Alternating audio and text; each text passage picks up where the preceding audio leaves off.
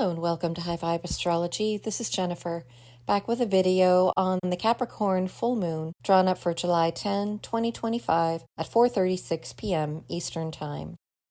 Whether you're new or returning, thank you so much for joining me. I invite you to subscribe, hit the like button, share the video, and feel free to comment. These are all free and easy ways to support this channel. If you are new, my approach to astrology is based upon the connection between the microcosm and macrocosm. I read the chart drawn up for my location as I'm tuning into the collective energies. In this chart, the Capricorn full moon is intercepted in the second house. This is a journey that seeks security above all else, and the interception means that it has to come from our own personal journey and experience. We can't look to any outside examples or follow someone else's modus operandi. We're breaking that mold and creating our own, and it doesn't come easy. In Capricorn, it requires patience and perseverance, but we will reach the goal of total security if we do persist in this endeavor. Sun in the 8th house is intensely affected by any death or loss of loved ones, or even deaths in the world that seem utterly unjustified, senseless, or avoidable.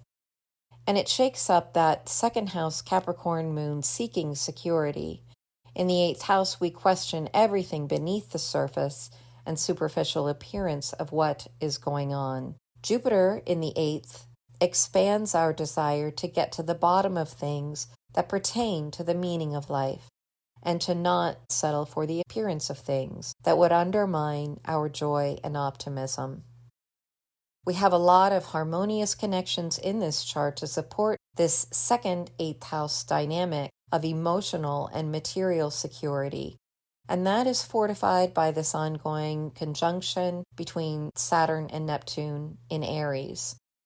Saturn rules this Capricorn full moon, and its conjunction to Neptune is reminding us that we have to remember that the material and spiritual are working together at this time and must work hand in hand in order to help us achieve the security we seek. The moon forms a trine to Mars, which is the ruler of Aries, and forms harmonious aspects to the nodes as well, suggesting that we are making peace with and healing our past, or at least making progress towards that endeavor during this lunar cycle. The Sun is also making harmonious aspects to the nodes, and Mars conjunct the South Node is a process of letting go of all tendencies toward aggression or war, taking a combative stance, especially as it relates to our reputation in the world, 10th house location.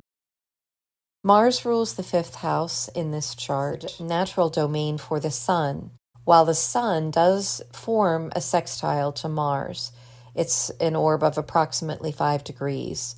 This combination emphasizes 5th house energy, getting in touch with the heart's desires, individual will, and creativity, as well as self-expression, all for the purpose of finding joy in life again. Chiron in the 5th symbolizes that we're healing this expression, the inner child or the heart's expression that has historically been wounded, so that our healing journey will be an inspiration to others. Mercury in Leo in the 9th is curious about these subjects as well, and finds joy in exploring multicultural philosophies and sharing this information for the purpose of inspiring others. Mercury makes no major aspects to other planets in this chart, and that means that it may express itself to the extreme in either positive or negative ways. Mercury is the dispositor for the Gemini conjunction in the 7th house, suggesting that how we think and how we communicate with others holds a lot of weight at this time. Adding to that intensity is the fact that Pluto sits in Mercury's natural domain, the 3rd house. This means that our speech is very powerful at this time, but more than that, it means that our state of mind is going through a major transformation.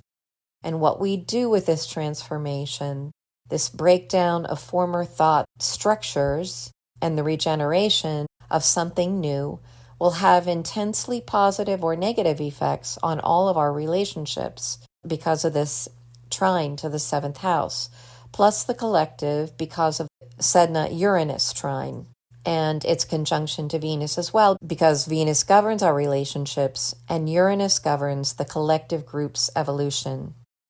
Last but not least, we have the Saturn-Neptune conjunction right in the middle of this trine, providing us with the opportunity to consciously use mindful communication that supports our own and other people's independence.